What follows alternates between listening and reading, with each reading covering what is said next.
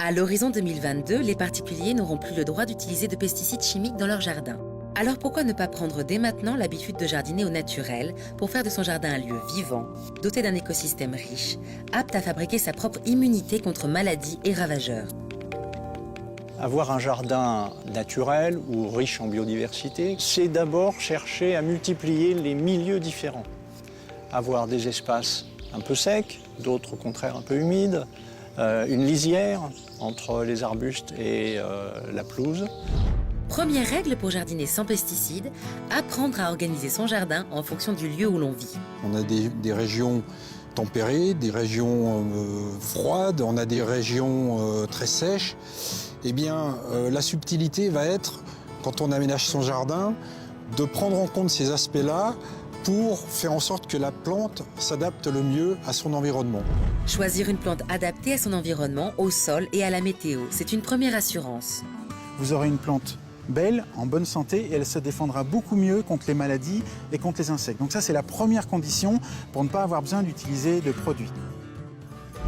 Deuxième recommandation, pour jardiner naturellement et éliminer tout pesticide chimique, c'est d'alterner ses plantations.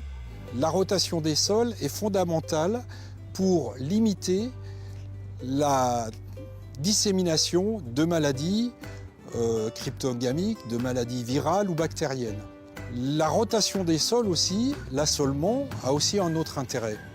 C'est que si on plante chaque année des plantes différentes au même endroit, vous allez faire travailler le sol à des niveaux différents.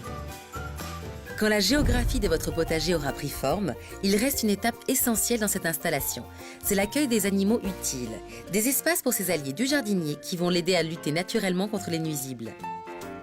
Première chose, déjà, dans mon jardin, j'ai installé un nichoir dans lequel viennent des moineaux. J'essaie de conserver des espaces non cultivés. Donc effectivement, s'il y a des animaux, ils peuvent vivre dans ces espaces cultivés. Mais j'ai aussi un tas de compost qui ressemble un peu à un talus, dans lequel vont vivre d'autres types d'animaux. Je fais un tas de feuilles que je bloque avec des branches ou des choses comme ça. Tous les jardiniers vous le diront, arroser au bon moment en quantité nécessaire, c'est tout un art. Il existe différentes façons de donner à vos plantes l'eau dont elles ont besoin en privilégiant l'arrosoir. Au printemps, quand les nuits sont encore un peu fraîches, c'est mieux d'arroser le matin. Fin de printemps, début d'été, arroser plutôt le soir. Les plantes vont profiter de l'humidité comme ça toute la nuit pour se réhydrater et boire correctement l'eau. On n'arrose jamais l'après-midi parce que tout va s'évaporer très vite et il n'y a aucun bénéfice pour la plante et on va gaspiller. Et puis c'est contrôler aussi les quantités d'eau que vous allez mettre. Différents systèmes d'arrosage existent, comme les tuyaux d'arrosage poreux ou goutte à goutte, qui reliés à un programmateur permettent de gérer l'eau précisément. Une autre technique permet d'être économe en eau, le paillage, qui évite l'évaporation de l'eau. Le paillage, c'est par exemple la tonte de pelouse que l'on peut faire à proximité du jardin. On va récupérer donc la pelouse, ou alors si on a aussi de la paille ou si on a des copeaux de bois, mettre au pied des végétaux de façon à conserver l'humidité au maximum de la terre. Et puis aussi éviter que la terre ne sèche de trop et fasse une croûte en surface, ce qui empêche l'eau donc de s'infiltrer par la suite. Le paillage va également aider le jardinier à réduire ses efforts pour désherber, en utilisant une méthode naturelle et sans danger pour les sols et l'environnement. Si on installe un paillage suffisamment épais sur le sol, on va empêcher la germination de nombreuses herbes. Enfin, beaucoup de plantes peuvent être arrachées simplement à la main ou à l'aide d'une binette. Après le travail, n'oubliez pas de nettoyer vos outils. Un geste simple qui peut, là encore, vous prémunir naturellement contre les maladies.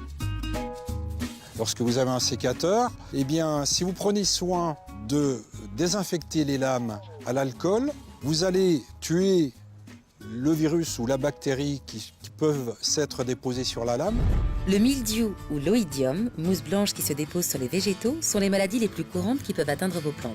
Alors les déchets malades, alors c'est très simple, ne pas les faire patienter dans un coin du jardin, au moins les mettre dans un sac poubelle directement après le ramassage. Les spores de ces champignons-là sont microscopiques et quand c'est la période de fructification de ces spores, les spores partent partout par millions. Jardiner nature, c'est aussi anticiper l'attaque des nuisibles avec des auxiliaires ou des méthodes simples et sans danger.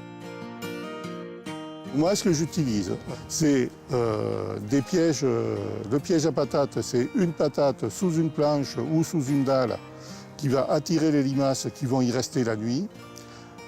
Et j'ai un piège à bière en plastique du commerce dans lequel je mets de la bière et les limaces viennent boire la bière et se noient. Si malgré tous vos efforts, vos plantations sont victimes d'attaques de ravageurs, les produits de biocontrôle sont utiles.